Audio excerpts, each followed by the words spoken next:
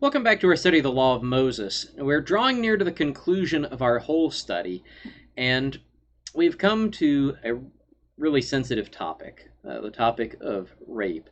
Now, if you're watching this on YouTube, I assume you know this lesson is going to focus on rape, but I feel like this bears saying explicitly. This entire lesson is going to focus on rape.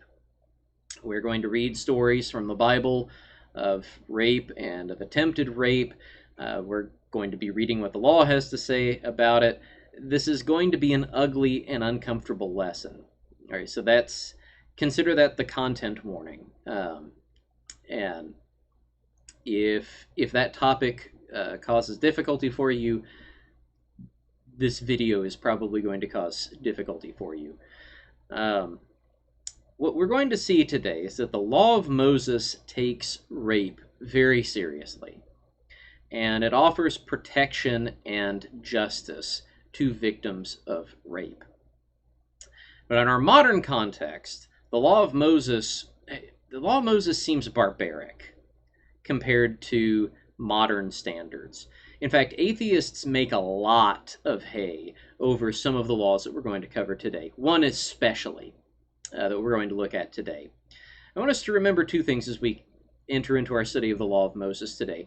First off, the law is revolutionary for its ancient context. The law offers protections in a way that none of the other ancient Near Eastern law codes did.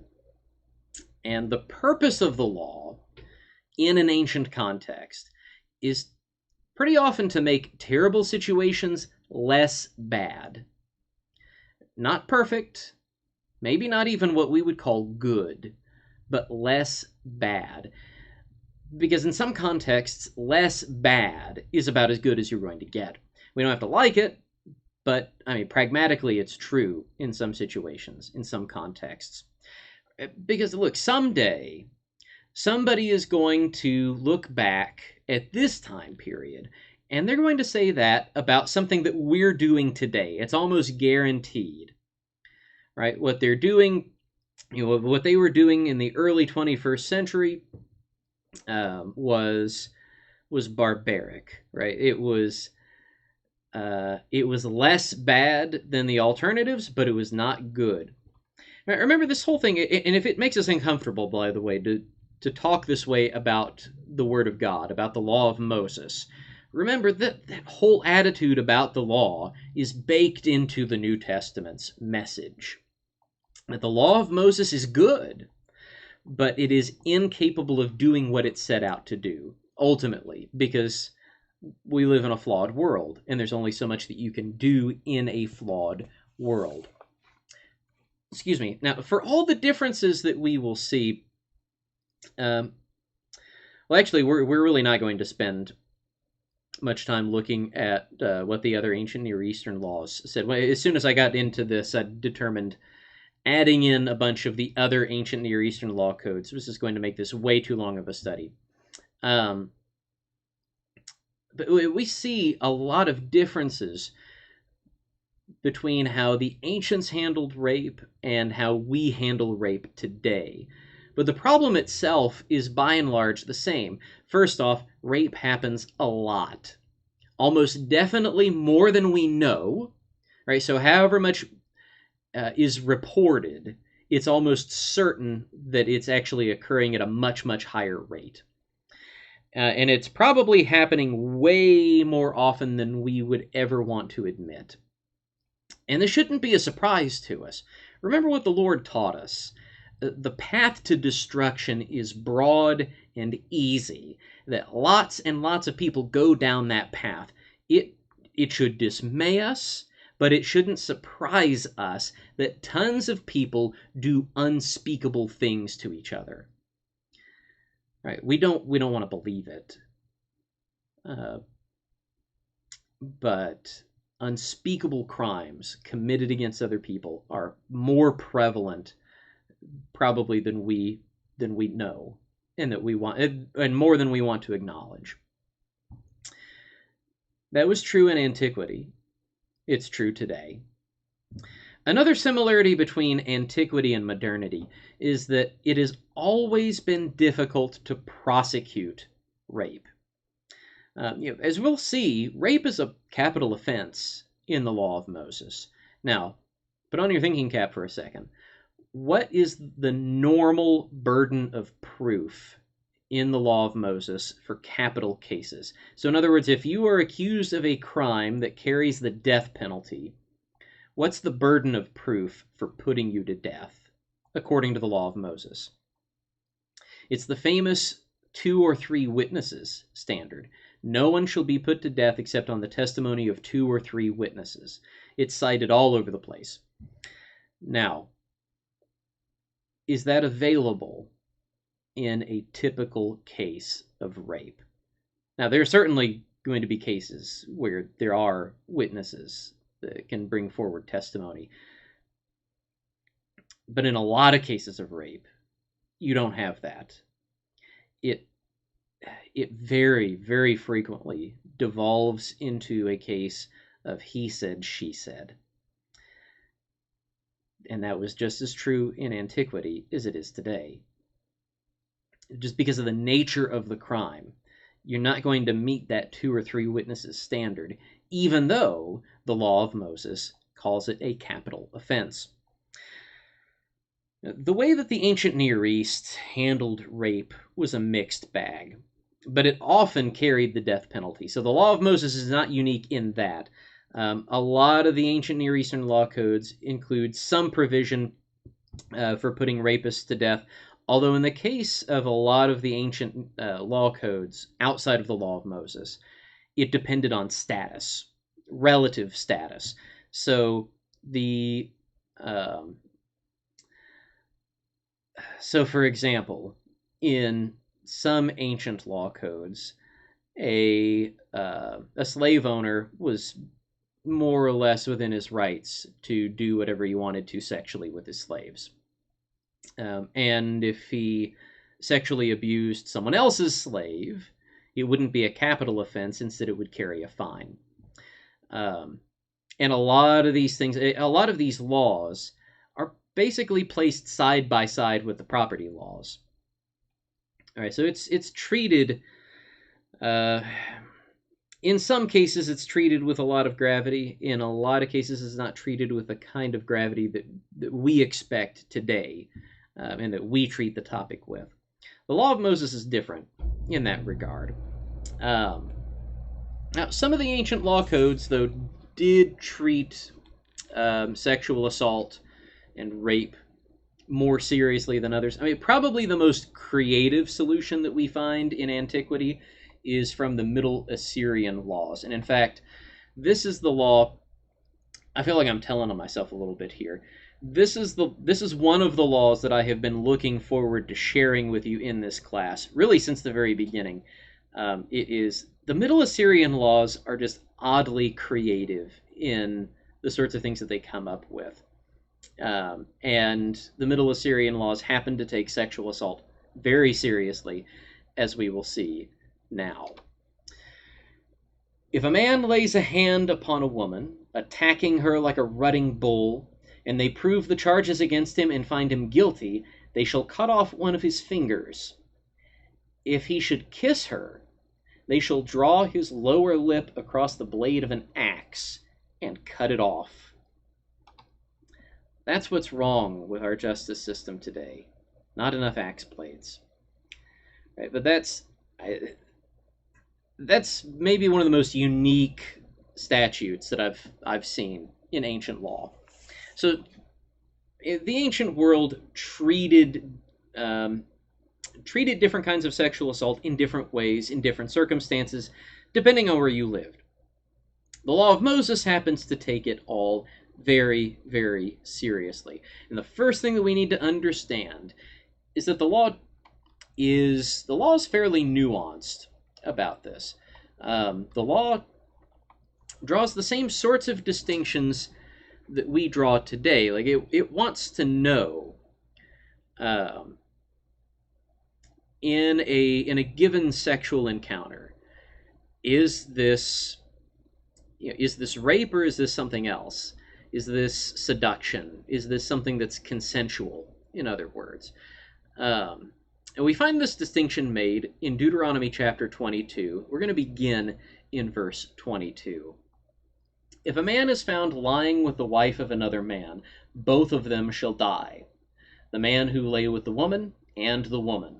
So you shall purge the evil from Israel. If there is a betrothed virgin, and a man meets her in the city and lies with her, then you shall bring them both out to the gate of that city, and you shall stone them to death with stones, the young woman because she did not cry for help, though she was in the city, and the man because he violated his neighbor's wife.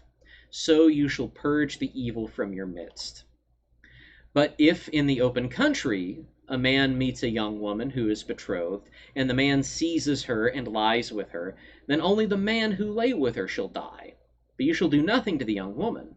She has committed no offense punishable by death. For this case is like that of a man attacking and murdering his neighbor, because he met her in the open country, and though the betrothed young woman cried for help, there was no one to rescue her. All right, so the law recognizes that some illegitimate sex is consensual and punishes it.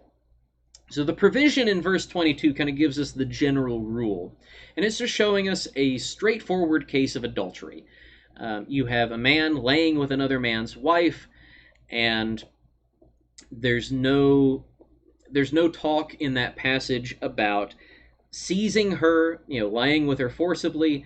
There's no talk about an outcry, raising giving a report, in other words. And so that's kind of the baseline law, where you have two consenting adults engaging in this sexual activity, but it is illegitimate sexual activity because it's adultery. It's another man's wife. And so if a man and a woman are caught committing adultery, they are to be put to death. The second provision in verses 23 and 24 begins to set up this distinction between consensual and non-consensual sex and the way that the law handles those things. Now, the superficial difference that we see is location. All right, verses 23 and 24 talk about, this happening out in the city. Verses 25, 26, and 27 talk about it happening in the country. That's the superficial distinction. The substantive distinction between those cases is what can happen in those places. So in verses 23 and 24, we are given a situation in which the woman can make an outcry, can bring a report, but she doesn't. And so the law judges that to be consent. And so both parties are judged to be adulterers or fornicators. Well, in this case, it would be adulterers. Right? We're talking betrothed virgins here. Remember, that is a legally binding arrangement in the law of Moses. To break it off requires a divorce. So this is adultery. And as adulterers, both parties are to be put to death. Now, the third provision at the end, verses 25 through 27, completes the distinction. You have a case where the woman cannot make an outcry, cannot immediately bring a report against her assailant, her rapist. And the law judges that to be rape. So the rapist alone is put to death. Now notice, in all of these cases, the man is put to death. What applies in the case of a betrothed virgin, by the way, would also apply in the case of the man's wife, in verse 22. If she is able to cry out, or is in a situation where she is... the distinction would carry into that case as well. So even if you've got a situation where it's not a betrothed virgin, but a married woman, so who has consummated her relationship with her husband, if she's in a circumstance where she can make an outcry, where she can bring a report against her rapist, but she doesn't, the law presumes consent in that case. Whereas if she is unable to make an outcry, or if she does make an outcry, but again, the situation makes it to where a a report can't immediately be made, the law presumes that the assailant is a rapist and puts him to death and doesn't put her to death. So the real question then is about the status of the woman in the encounter. Whether she is consenting to this or not. So now, how difficult is that to discern? Right, we can already see from the law itself that there's a lot of room for things to go wrong, and we'll see how that plays out in a couple of stories later on in the Old Testament.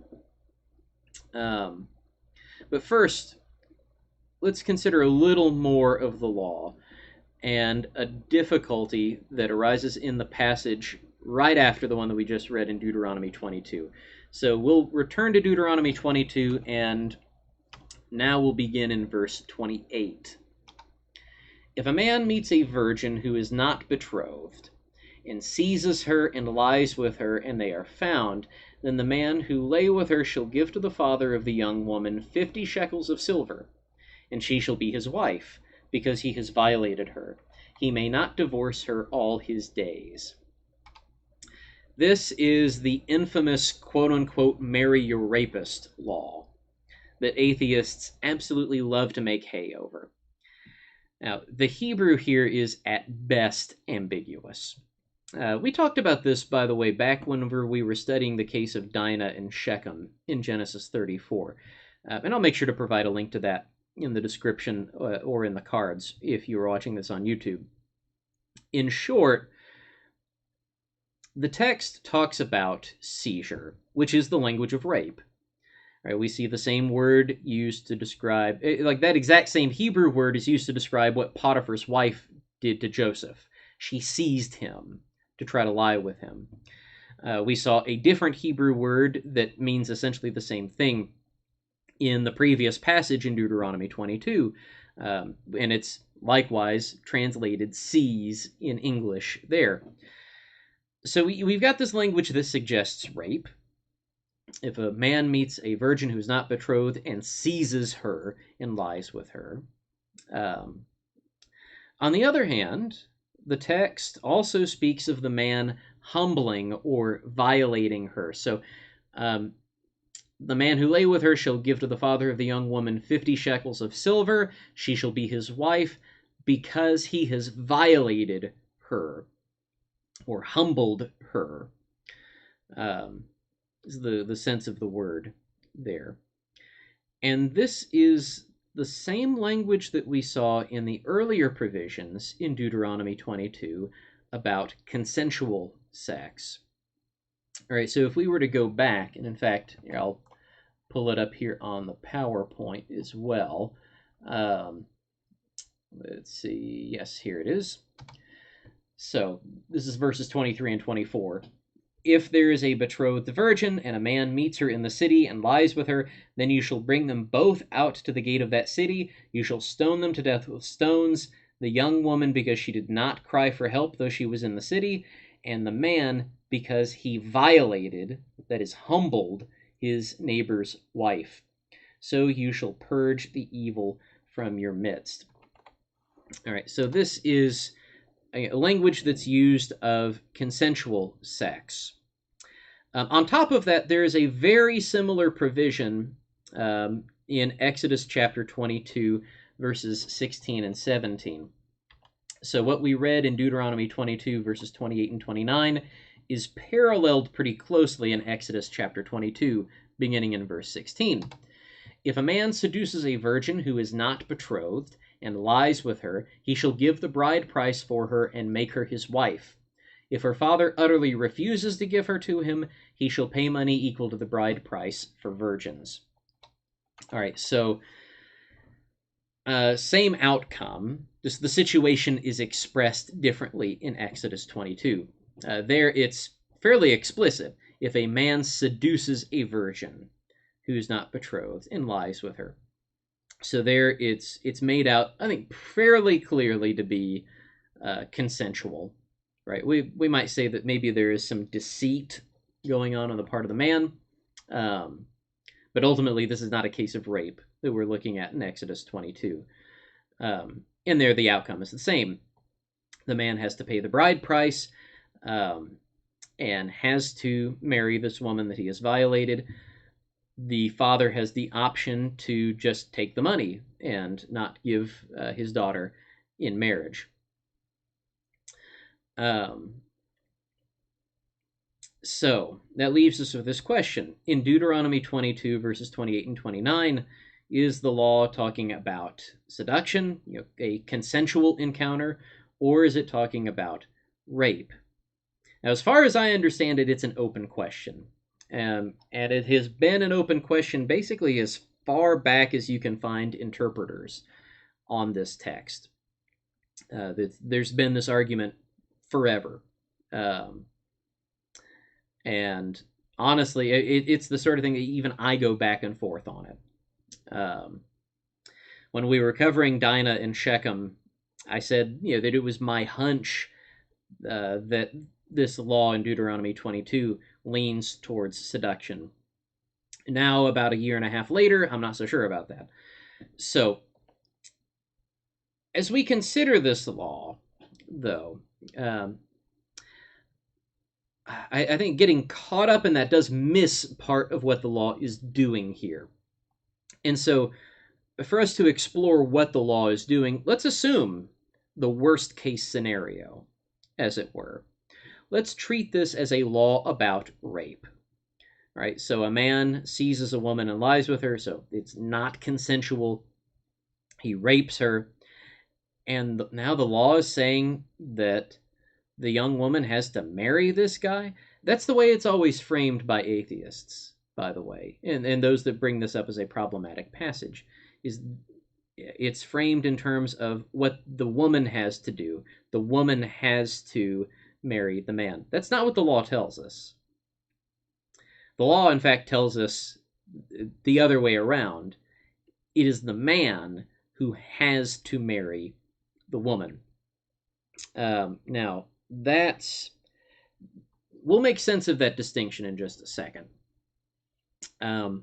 Because what I want us to consider about this law is that even if this is a law about rape, the law of Moses is still looking out for the interests of the victim in an ancient context. All right, so first off, let me make that clear. I am not saying this is a law that we should just pluck out of the law of Moses and apply in exactly the same way in a modern context. There are lots of reasons why we should not do that. What I want to explain is that in the law of Moses' ancient context, what this particular law is doing is protecting the victim. Because the distinction in this case, contrasted against what we read earlier, is the marital status of the victim.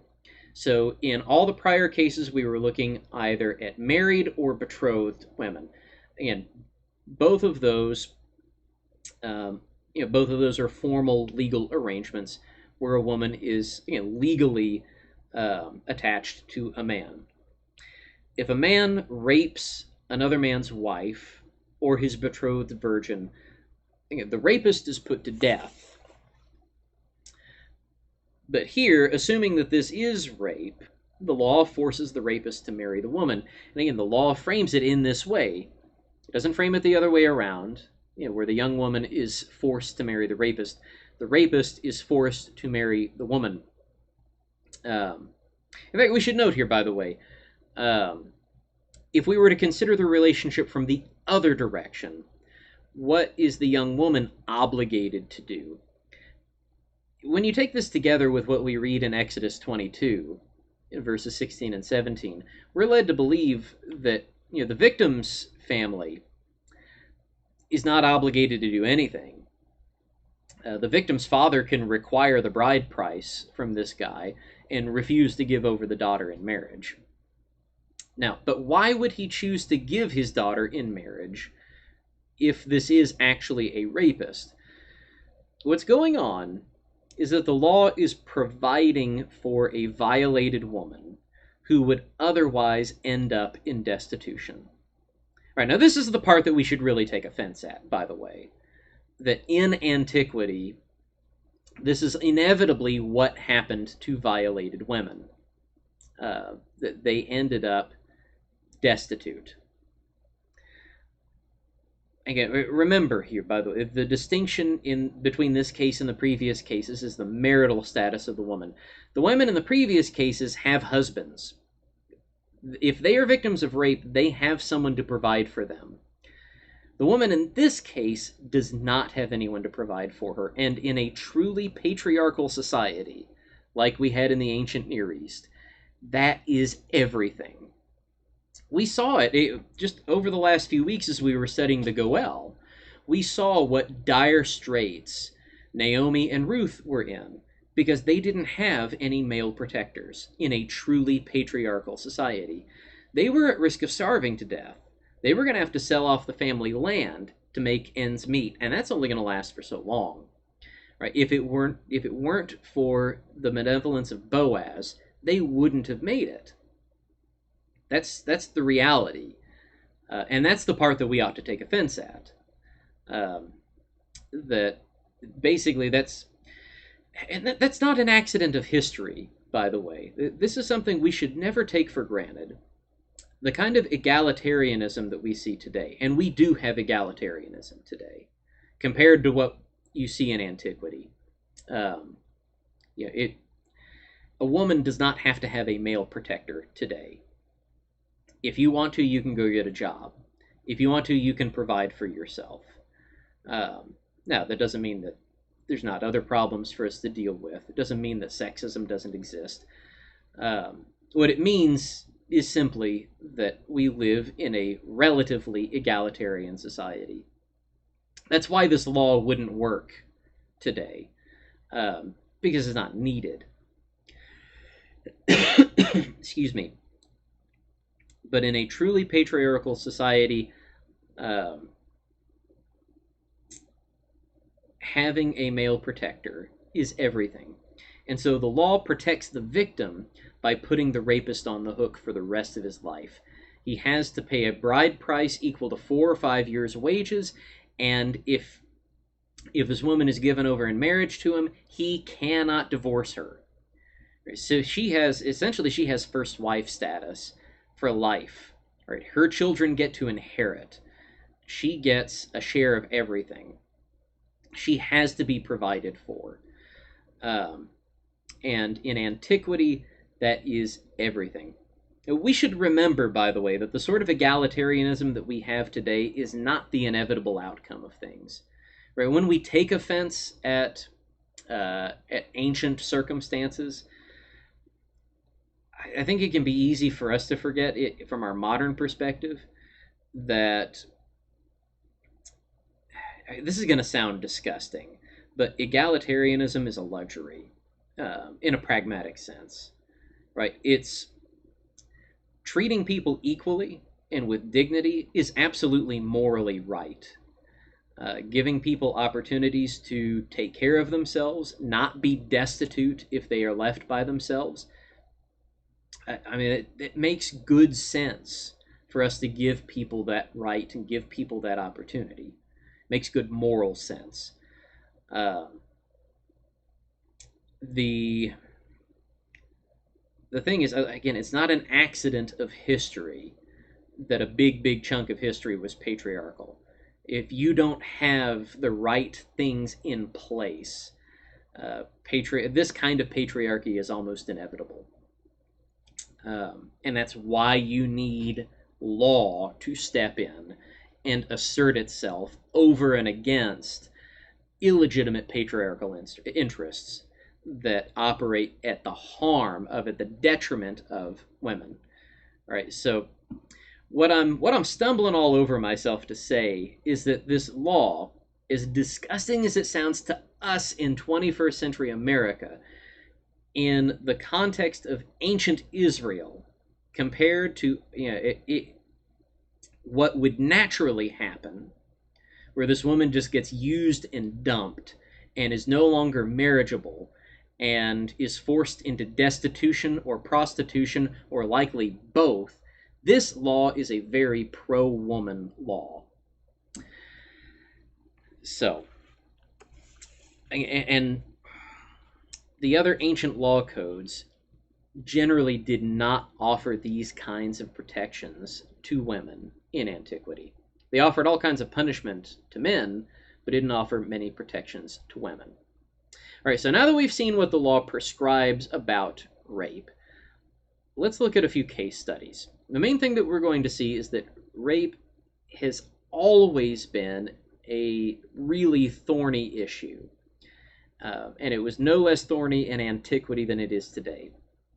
As we have seen so often in our study, also, Israel very frequently ignores the law, right? For the law to work, you have to obey it. And Israel frequently just ignores it. And so you have these natural difficulties in prosecuting rape, enforcing these sexual purity laws. That's already just baked into what rape is, by and large. And on top of that, you have a society that is not willing to obey what God has commanded through the law. And you see this even out of David, the man who ostensibly is the man after God's own heart. If he won't even follow these laws, again, what hope do you have in the ancient world? The first two examples that we're going to look at come from before the law of Moses was written. But they're part of the law, and I think Moses means for us to interpret them through the lens of the law. That Israel was meant to interpret these encounters through the lens of the law. Let's start in Genesis chapter 34 with the story of Dinah and Shechem. Now Dinah, the daughter of Leah, whom she had borne to Jacob, went out to see the women of the land. And when Shechem, the son of Hamor the Hivite, the prince of the land, saw her, he seized her and lay with her and humiliated her. And his soul was drawn to Dinah, the daughter of Jacob. He loved the young woman and spoke tenderly to her. So Shechem spoke to his father Hamor, saying, "Get me this girl for my wife." Now, for the sake of time, we're not going to read the whole chapter together. You can read through the rest of the chapter, on your own time. But remember, this is the incident where Dinah's brothers, Simeon and Levi, take offense to what is going on here. So, Hamor and Shechem come up to Jacob, and they strike this deal where Shechem is going to get to marry Dinah, and Simeon and Levi won't have it. They are deeply offended that Jacob is letting this happen. So they trick the whole city of Shechem into getting circumcised. They make that part of the deal. If you want to marry our sister, you have to get circumcised. Not just you guys, but every male in your city has to be circumcised. So then what they do is, and Shechem, the man Shechem, says, "Oh yeah, this is easy, right? All I have to do is get circumcised, and now we're going to get this, I'm going to get this girl into the family, and through her, we're going to get all of their riches and their wealth," right? He's seeing dollar signs in his eyes, and so the city goes through with it. They all get circumcised, and Simeon and Levi wait a couple of days, and then they attack and plunder the city while all the men are laid up recovering from their circumcisions. And the whole thing is a dramatic reversal where, they think that Shechem has taken their sister, and so they go in and they take all the women of the city of Shechem in return. And at the end of the chapter, Jacob judges them for what they've done.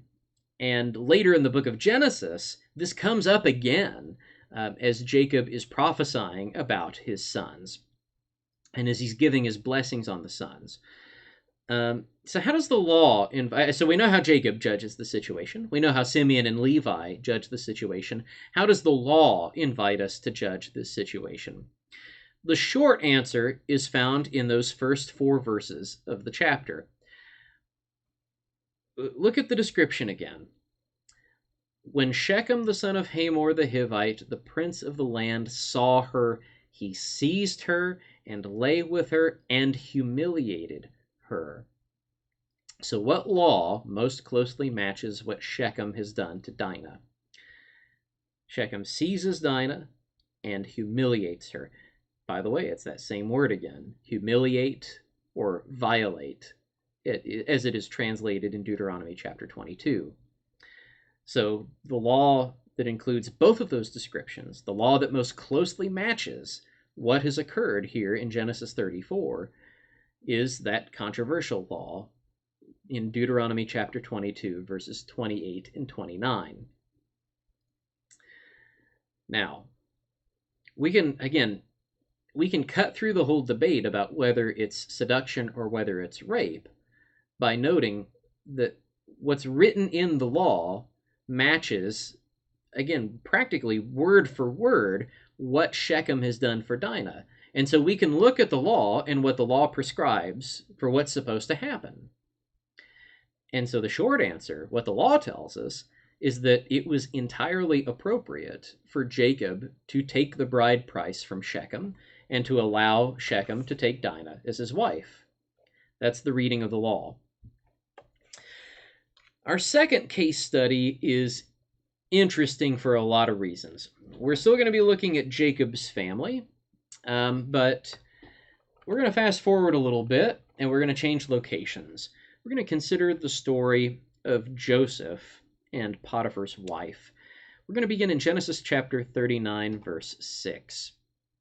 So he, that is Potiphar, left all that he had in Joseph's charge, and because of him he had no concern about anything but the food that he ate. Now Joseph was handsome in form and appearance, and after a time his master's wife cast her eyes on Joseph and said, "Lie with me." But he refused and said to his master's wife, "Behold, because of me my master has no concern about anything in the house, and he has put everything that he has in my charge. He is not greater in this house than I am, nor has he kept back anything from me except you, because you are his wife. How then can I do this great wickedness and sin against God?" And as she spoke to Joseph day after day, he would not listen to her, to lie beside her or to be with her. But one day, when he went into the house to do his work, and none of the men of the house was there in the house, she caught him by his garment, saying, "Lie with me." But he left his garment in her hand and fled and got out of the house. And as soon as she saw that he had left his garment in her hand and had fled out the house, she called to the men of her household and said to them, "See, he has brought among us a Hebrew to laugh at us. He came in to me to lie with me, and I cried out with a loud voice. And as soon as he heard that I lifted up my voice and cried out, he left his garment beside me and fled and got out of the house." Then she laid up his garment by her until his master came home, and she told him the same story, saying, "The Hebrew servant whom you have brought among us came in to me to laugh at me. But as soon as I lifted up my voice and cried, he left his garment beside me and fled out of the house." As soon as his master heard the words that his wife spoke to him, "This is the way your servant treated me," his anger was kindled. And Joseph's master took him and put him into the prison, the place where the king's prisoners were confined, and he was there in the prison. Now, this story puts a whole lot of twists into the things that we've studied from the law.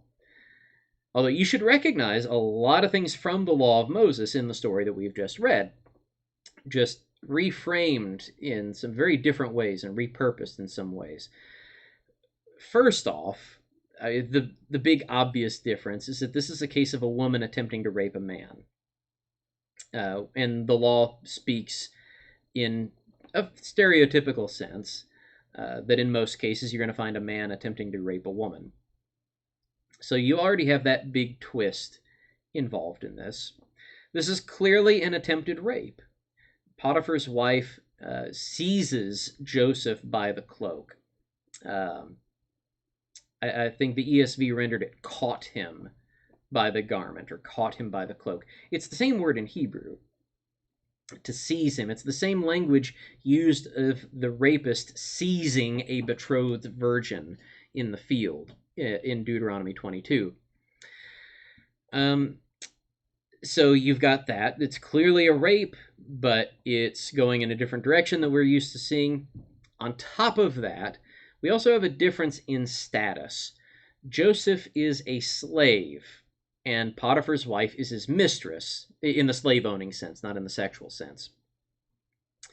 And because of this difference in status, you'll notice, so we spent a lot of time in Deuteronomy 22 talking about the outcry, the report, right? That's the difference in the law between consensual sex and rape. It's the outcry, the report. For the law to, so the law assumes consent unless you make an outcry, or you're in a situation where you cannot make an outcry. We see the outcry in Genesis chapter 39, except it's coming from Potiphar's wife. We notice it, we see it 2 times, as she's talking to the men of the household, and then later she's talking to Potiphar. And Moses just continually, in fact, he doesn't even mention Potiphar by name in the bit of the passage that we read. He constantly refers to Potiphar as his master, that is Joseph's master. Moses is constantly reminding us of this difference in status. Joseph is a slave. He has no status in Egypt. He has no rights. There is no consideration for him under the law.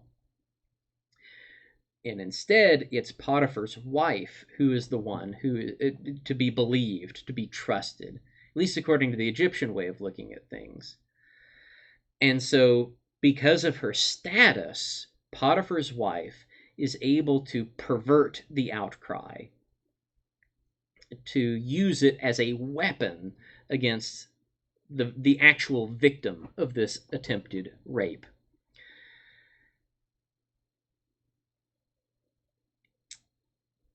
And it's perverted even further than that.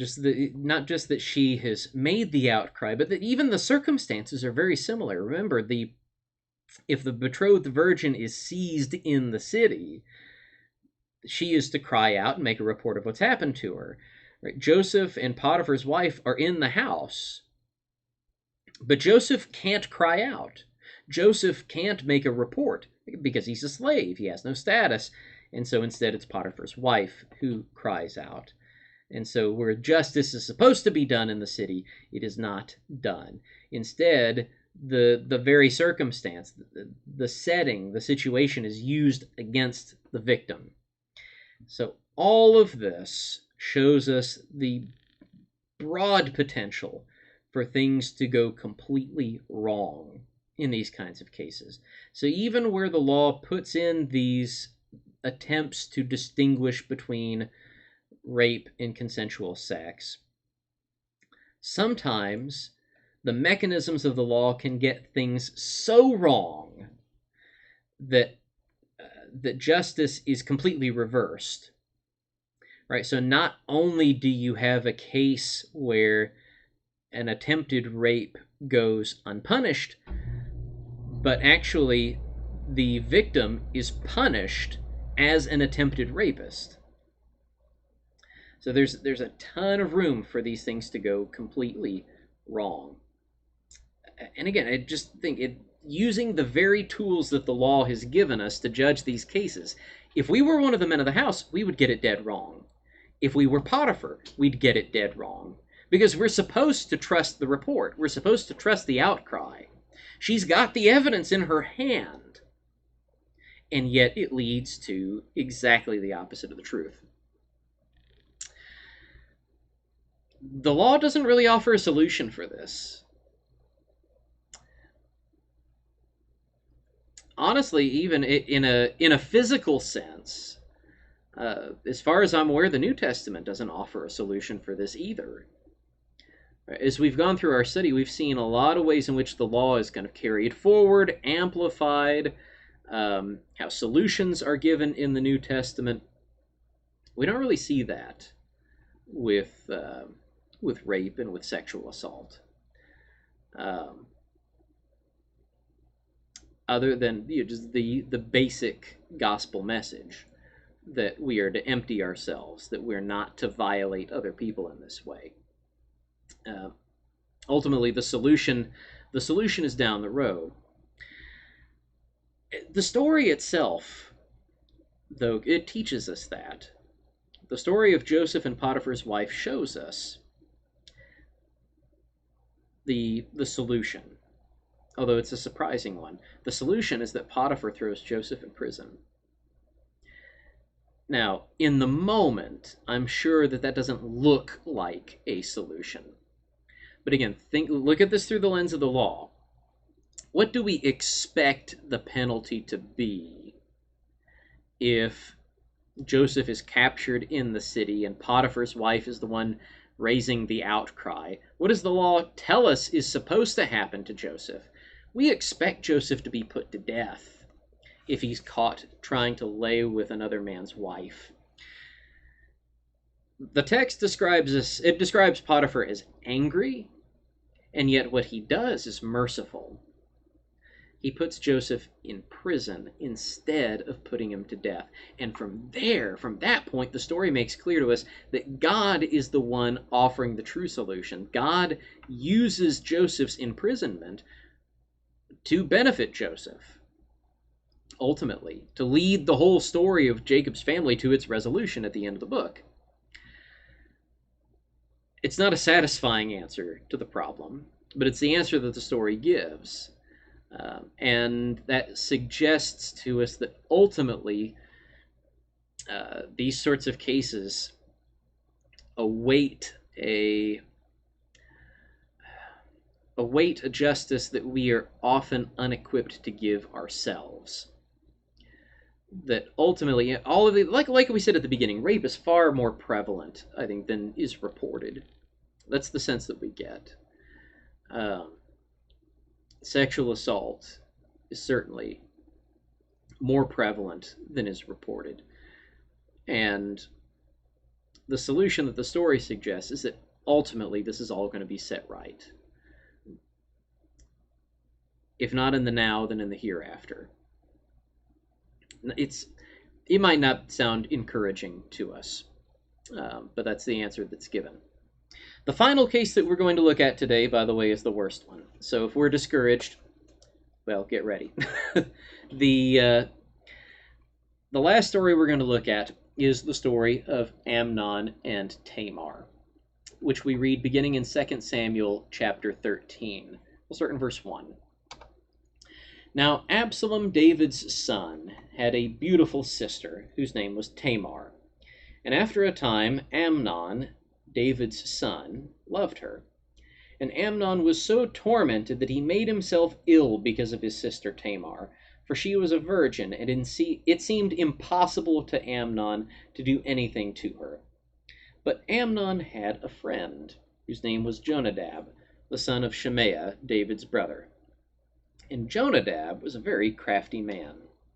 And he said to him, O son of the king, why are you so haggard morning after morning? Will you not tell me? Amnon said to him, I love Tamar, my brother Absalom's sister. Jonadab said to him, Lie down in your bed and pretend to be sick. And when your father comes to see you, say to him, Let my sister Tamar come and give me bread to eat, and prepare the food in my sight, that I may see it and eat it from her hand. So Amnon lay down and pretended to be ill. And when the king came to see him, Amnon said to the king, Please let my sister Tamar come and make a couple of cakes in my sight, that I may eat from her hand. Then David sent home to Tamar, saying, Go to your brother Amnon's house and prepare food for him. So Tamar went to her brother Amnon's house, where he was lying down. And she took dough and kneaded it, and made cakes in his sight, and baked the cakes. And she took the pan and emptied it out before him, but he refused to eat. And Amnon said, Send out everyone from me. So everyone went out from him.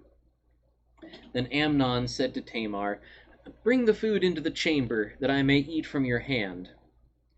And Tamar took the cakes she had made, and brought them into the chamber to Amnon her brother. But when she brought them near him to eat, he took hold of her, and said to her, Come, lie with me, my sister. She answered him, No, my brother, do not violate me, for such a thing is not done in Israel. Do not do this outrageous thing. As for me, where could I carry my shame? And as for you, you would be as one of the outrageous fools in Israel. Now therefore please speak to the king, for he will not withhold me from you. But he would not listen to her, and being stronger than her, he violated her and lay with her. Then Amnon hated her with very great hatred, so that the hatred with which he hated her was greater than the love with which he had loved her. And Amnon said to her, "Get up, go." But she said to him, "No, my brother, for this wrong in sending me away is greater than the other that you did to me." But he would not listen to her. He called the young man who served him and said, "Put this woman out of my presence and bolt the door after her." Now she was wearing a long robe with sleeves, for thus were the virgin daughters of the king dressed. So his servant put her out and bolted the door after her. And Tamar put ashes on her head and tore the long robe that she wore. And she laid her hand on her head and went away crying aloud as she went. And her brother Absalom said to her, "Has Amnon your brother been with you? Now hold your peace, my sister. He is your brother. Do not take this to heart." So Tamar lived a desolate woman in her brother Absalom's house. When King David heard of all these things, he was very angry.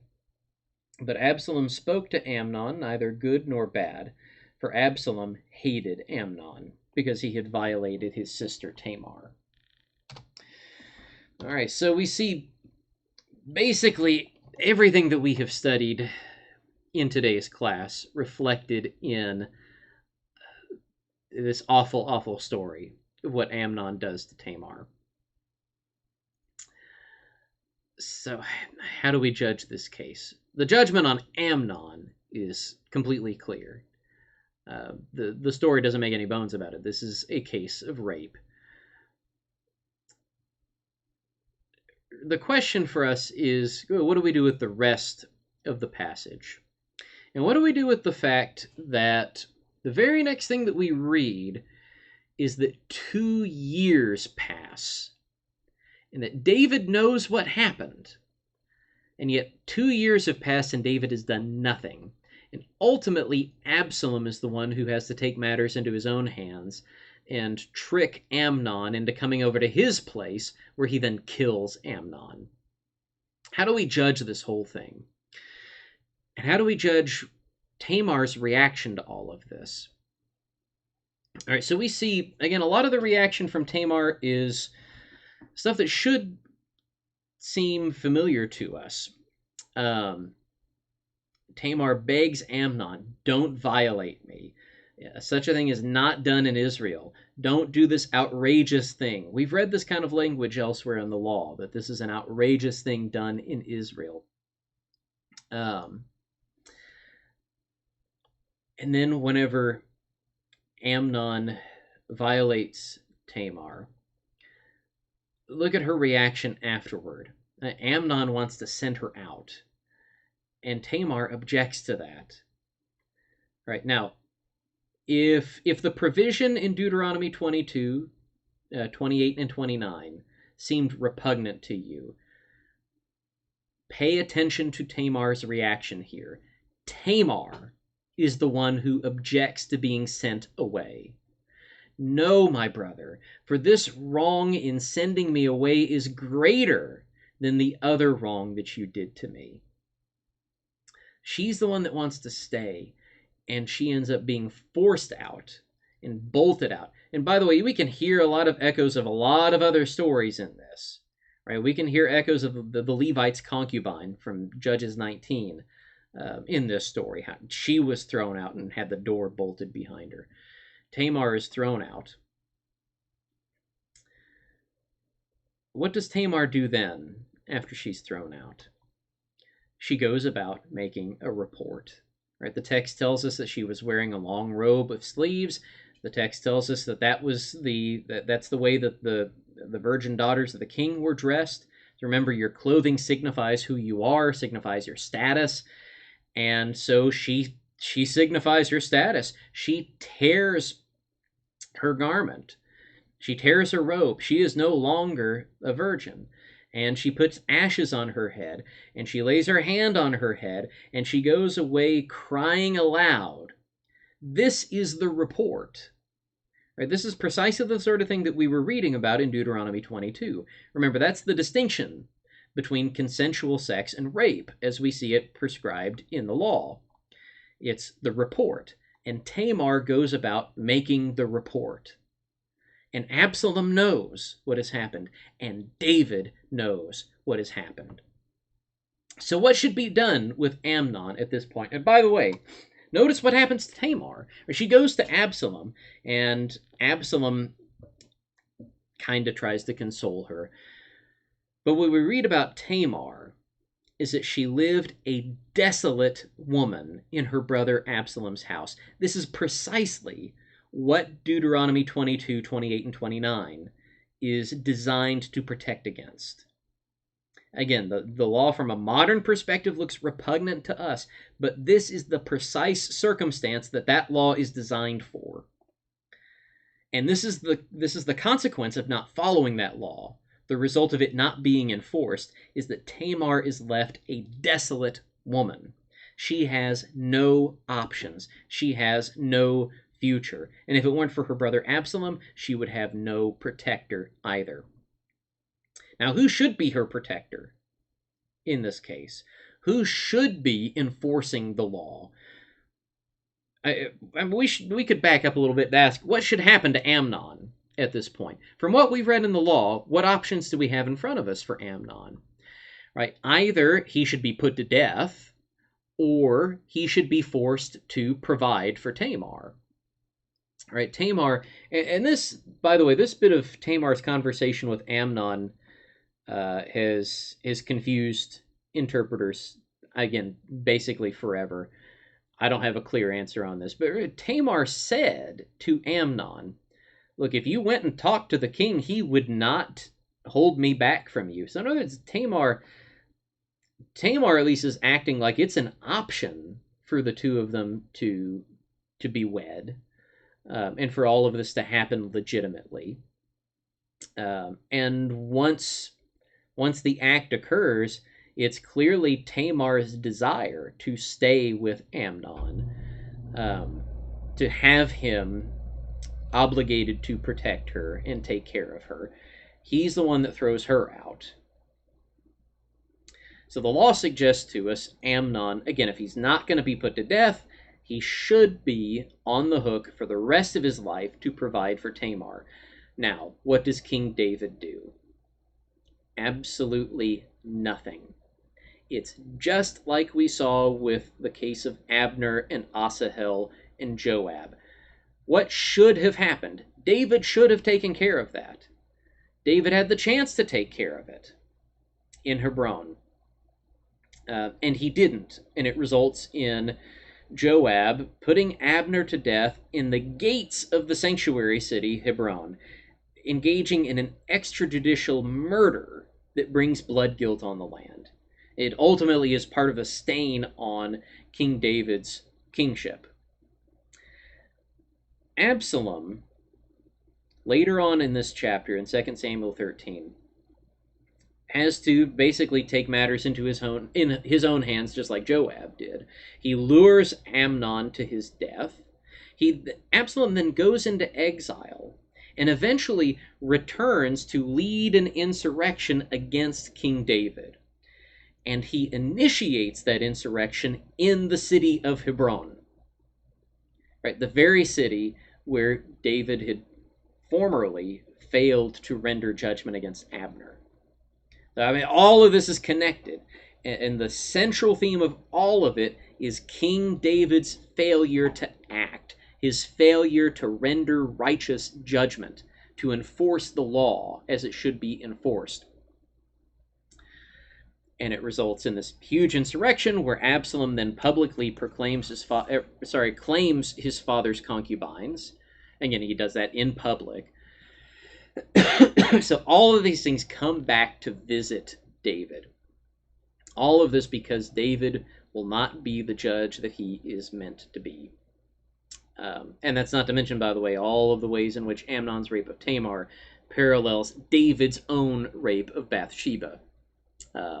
How, again, you have You notice all of these stories begin the same way. It all starts with so and so was good looking to somebody else, desirous to the eyes, as it were. Um, and it always goes south from there.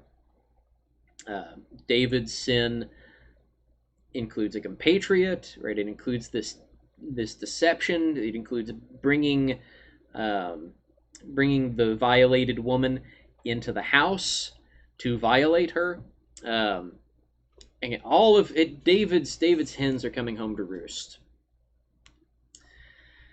Now, what's all of that leave us with? It doesn't leave us with any sort of resolution. It doesn't leave us with any kind of attractive conclusion to this lesson. Right? I like to end these lessons from the law of Moses, again, by looking forward in the New Testament, seeing how things are redeemed and made better, fulfilled in Jesus Christ. We can't do that with this lesson, right? There's no attractive conclusion to this lesson. Rape always has been and always will be a scourge. What I want to leave us with today is the standard which we have seen in the law. And it's a standard that is much maligned today. Right? When you go back to Deuteronomy 22, what is the sole distinction in the law between cases of casual sex, or consensual sex rather, and cases of rape? It's the outcry. It's the report. And in the law, that's the primary evidence of rape, is the victim reports the rape.